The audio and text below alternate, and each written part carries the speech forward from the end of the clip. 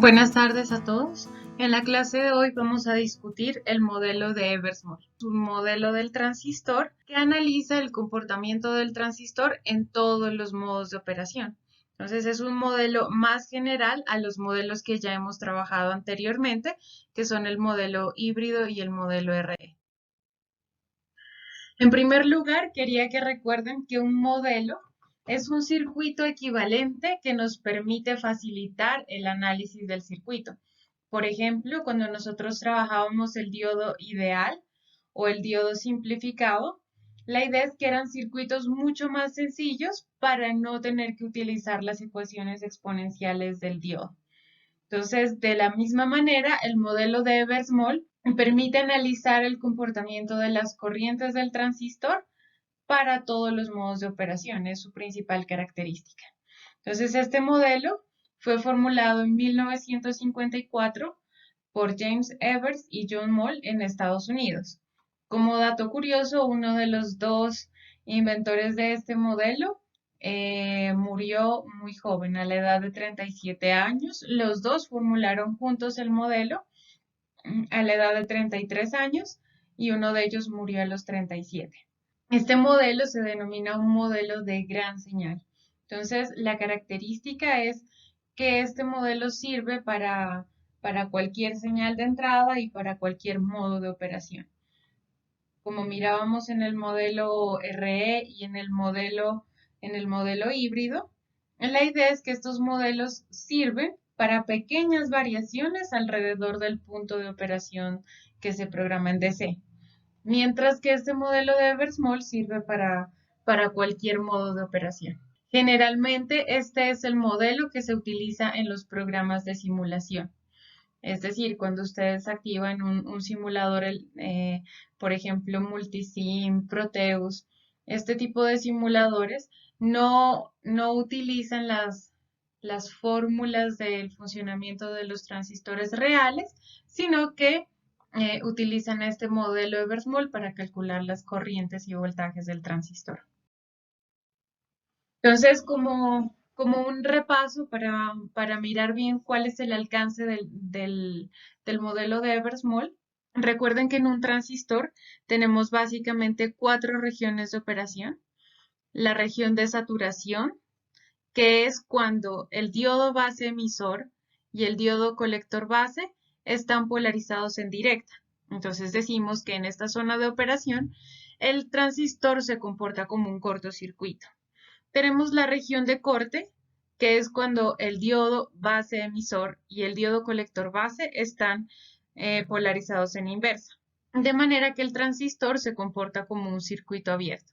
Estas dos regiones son las que me permiten que el transistor funcione como un interruptor o switch. Tenemos una región que es poco utilizada, que es la región activa inversa, que es cuando el diodo colector base está polarizado en directa y el diodo base emisor está polarizado en inversa. En esta región, la aplicación es, la verdad, muy poca, dado que el transistor conduce en manera inversa a la flecha del transistor. Por último, tenemos la región que hemos trabajado últimamente, que es la región activa directa cuando el diodo base emisor está conectado directamente y el diodo colector base está polarizado en inversa. Entonces, básicamente, esta región activa directa es la región que nos permite hacer la amplificación de señales de corriente alterna. En este modo de operación es donde nosotros podemos utilizar el modelo híbrido y el modelo RE. Entonces, simplemente esto es para clarificar que el alcance del modelo híbrido y del modelo RE es limitado a la región activa directa, que es el funcionamiento del transistor como amplificador. Sin embargo, el modelo de Eversmold tiene un alcance mucho más grande. ¿En qué consiste el modelo de Eversmold entonces? El modelo de Eversmold contiene dos transistores conectados de esta manera. Entonces, este de aquí corresponde al diodo base emisor. y este otro diodo corresponde al diodo colector base. Entonces, este modelo que está graficado aquí corresponde a un transistor NPN.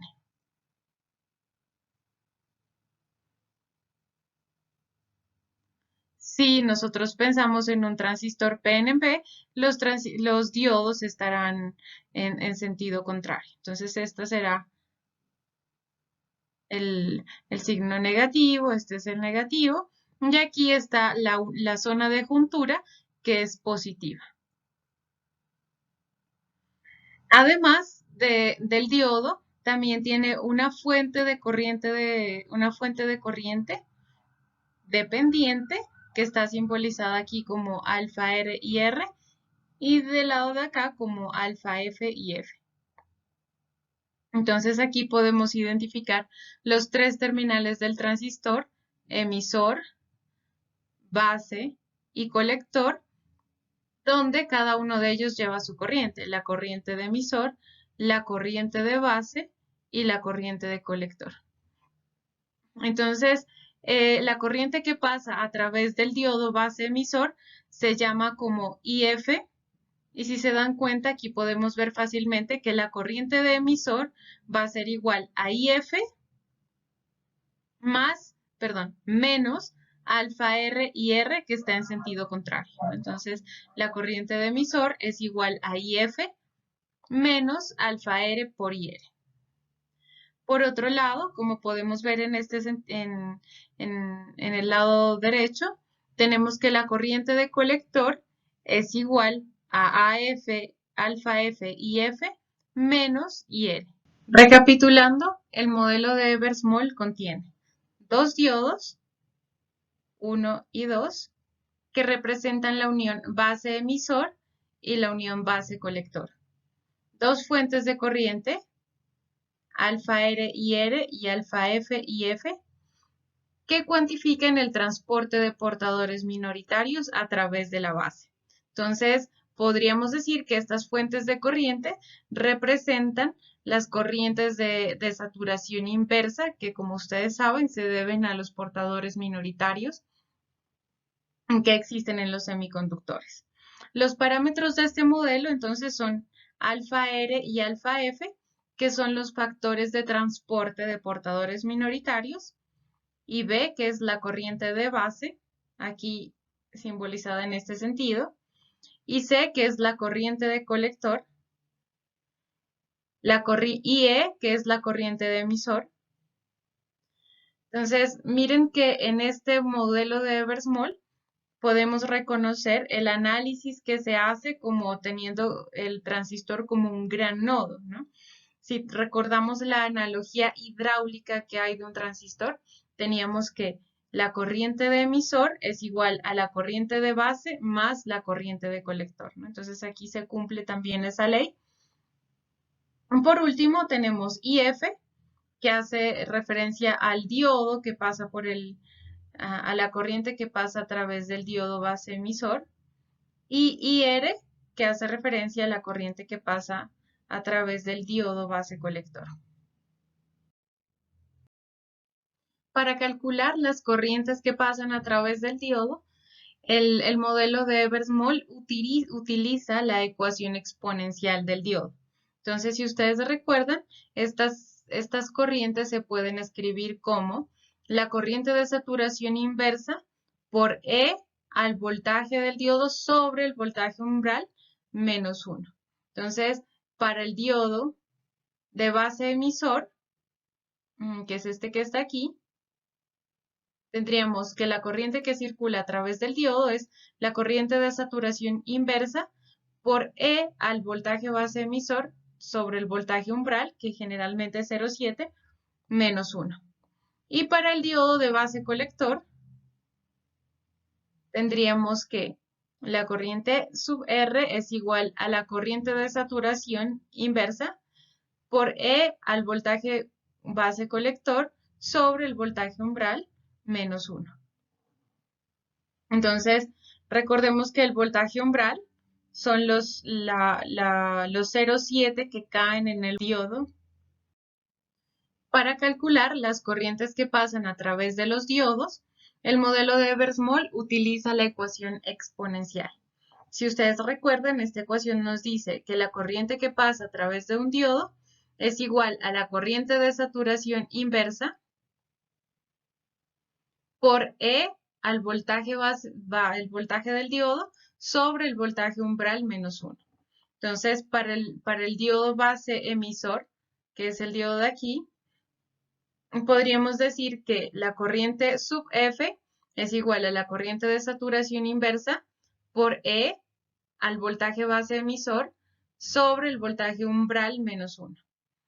Y la corriente para el diodo entre base y colector, que es este diodo de acá, es igual a I sub R por la corriente de saturación inversa por E a voltaje base colector dividido entre el voltaje umbral menos 1. Entonces recuerden que el voltaje umbral para los diodos es aproximadamente de 0,7 para los diodos de silicio y de 0,3 voltios para los diodos de germanio.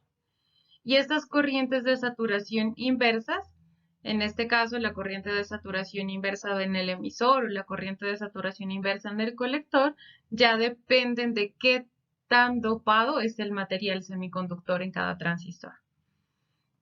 Entonces, aplicando la ley de corrientes de Kirchhoff, podríamos decir que la corriente de emisor, que es la que tenemos aquí, es igual a la corriente que viene del diodo, a la corriente IF, que es la que viene de esta ecuación. Podemos llamar 1, menos alfa R y R. Entonces, esta es nuestra primera ecuación de la corriente de emisor. Para la corriente de colector, como miramos que está en sentido hacia la izquierda, entonces tendríamos que la corriente de colector es igual a alfa F y F menos IR, que es la corriente que circula a través del diodo. Y para la corriente de base, si recordamos nuestra analogía eléctrica y la ecuación que se debe cumplir siempre en un transistor, que IE es igual a corriente de base menos más corriente de colector, entonces tendríamos que esta IC que queda sumando al lado izquierdo, ahora pasa a restar acá. Por lo tanto, la corriente de base es igual a la corriente de emisor menos la corriente de colector.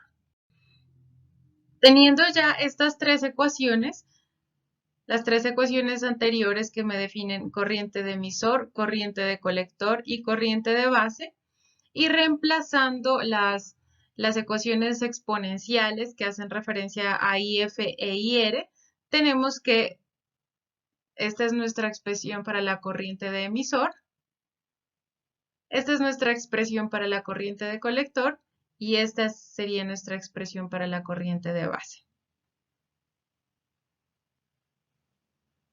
Estas tres ecuaciones son las que me definen el comportamiento de cada una de las corrientes del transistor y se conocen como las ecuaciones de Eversmoll para el transistor bipolar.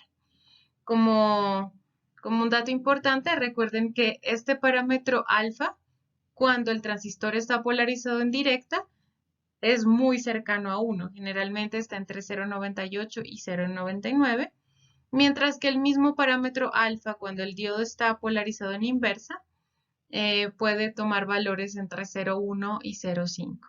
Entonces, para decirles que este sería el modelo completo de Eversmoll, que me permite predecir el comportamiento de cada una de las corrientes en cualquier modo de operación.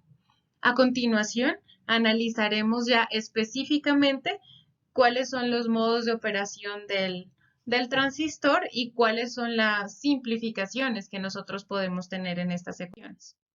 Por ejemplo, recordemos que tenemos la región activa directa. Se caracteriza porque tiene el voltaje base emisor polarizado en directa. Por lo tanto, el voltaje es positivo, ¿no? Estamos hablando que la caída de voltaje generalmente es 0,7, pero el voltaje base emisor a veces puede ser un poco mayor. Entonces tendremos que el voltaje de polarización, que tenemos en la base es lo que me caracteriza el voltaje base emisor. Y tenemos que este factor exponencial de E a la voltaje base emisor dividido entre voltaje umbral es mucho mayor que 1, teniendo en cuenta que este voltaje base emisor puede ser relativamente grande, el voltaje umbral generalmente es 0,7, entonces esto es un exponencial elevado a un número positivo, entero positivo, entonces esto, bueno, tiende a ser mucho mayor que 1. ¿Por qué? Porque crece en forma exponencial. También tenemos que el voltaje base colector es negativo, teniendo en cuenta que el diodo base colector está polarizado en inversa. Entonces, si el voltaje base colector es negativo, entonces es como si tuviéramos 1 sobre un número muy grande, E a la algo.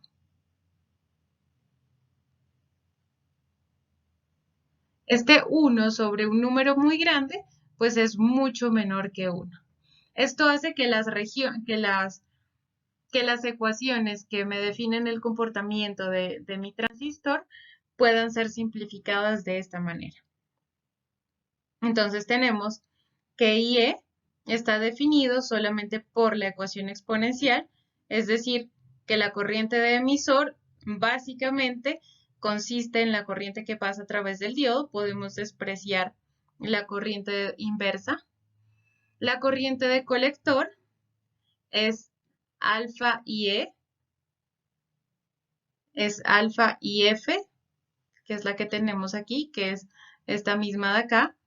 Por lo tanto, básicamente podemos despreciar la corriente que pasa a través del diodo y solamente tenemos en cuenta esta fuente de corriente inversa. Es decir, la corriente IF se suma con la corriente alfa IF.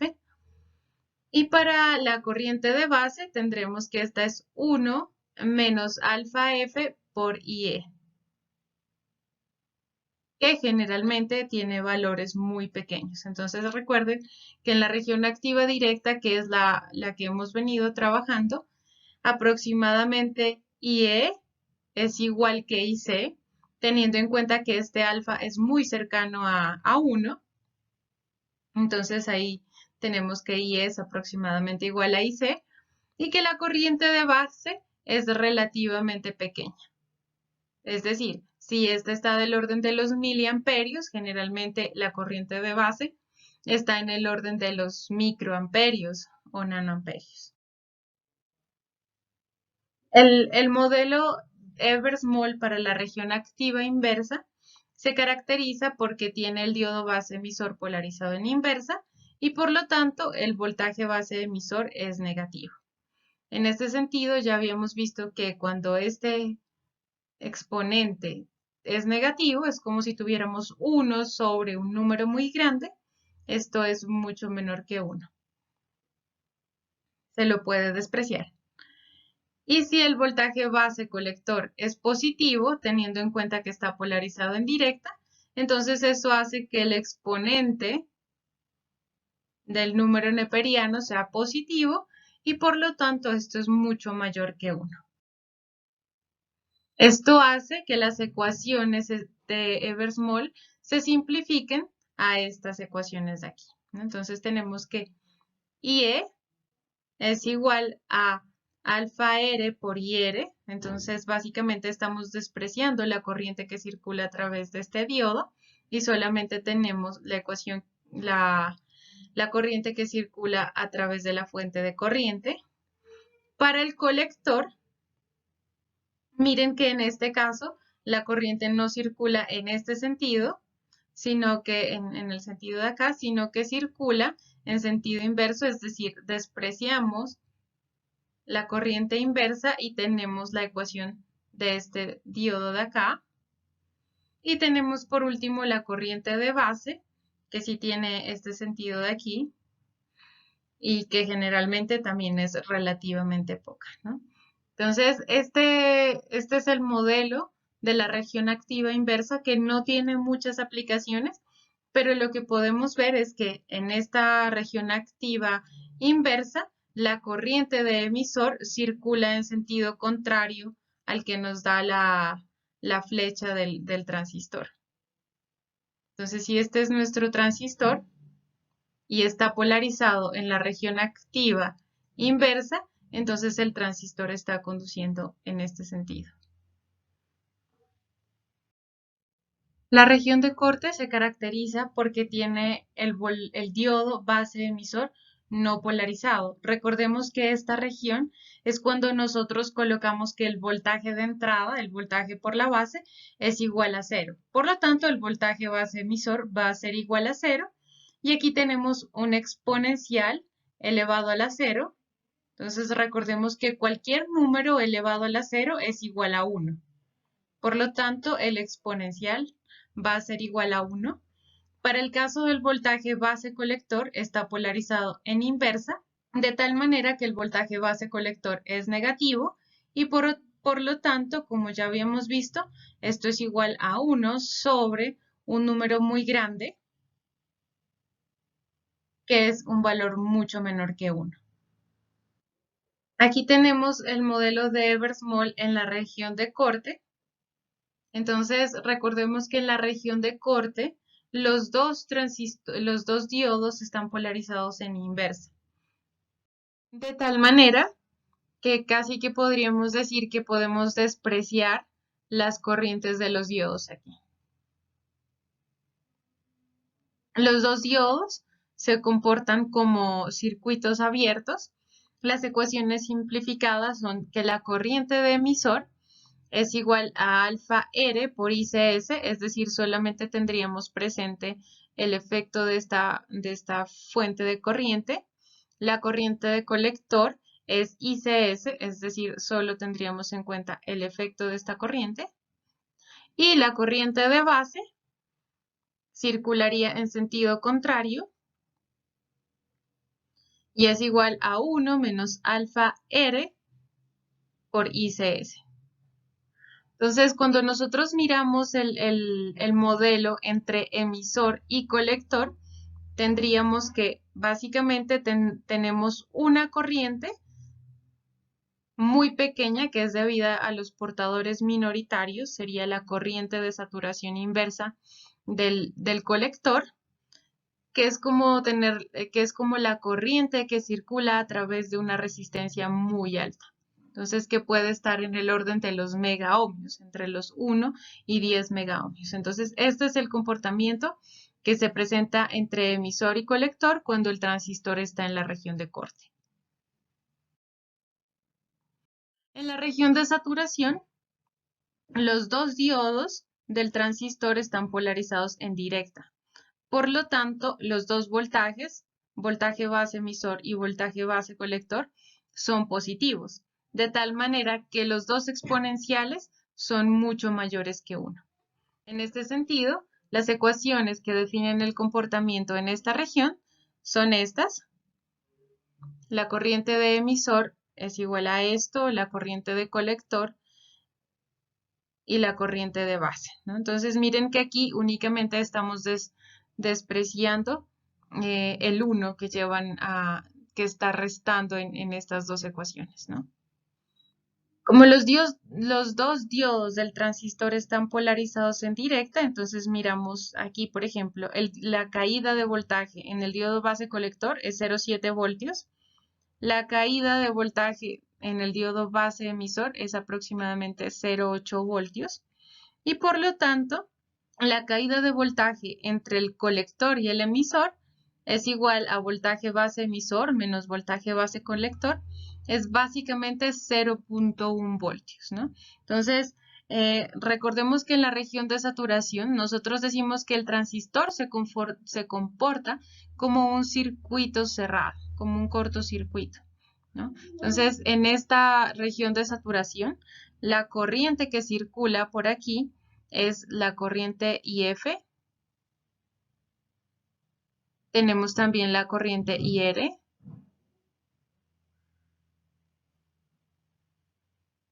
Y la corriente de base. Entonces, si nosotros miramos el comportamiento entre el emisor y el colector, es como si tuviéramos una resistencia muy baja del orden de los 10 a los 100 ohmios y en serie con un cortocircuito, de tal manera que, como nosotros sabemos, la corriente circula en este sentido, que es el sentido de la flecha del emisor en el símbolo del transistor. De tal manera que la corriente que circula a través del transistor es IF más IR. Para la próxima clase analizaremos también cuál es la influencia de la temperatura en los transistores. Muchas gracias.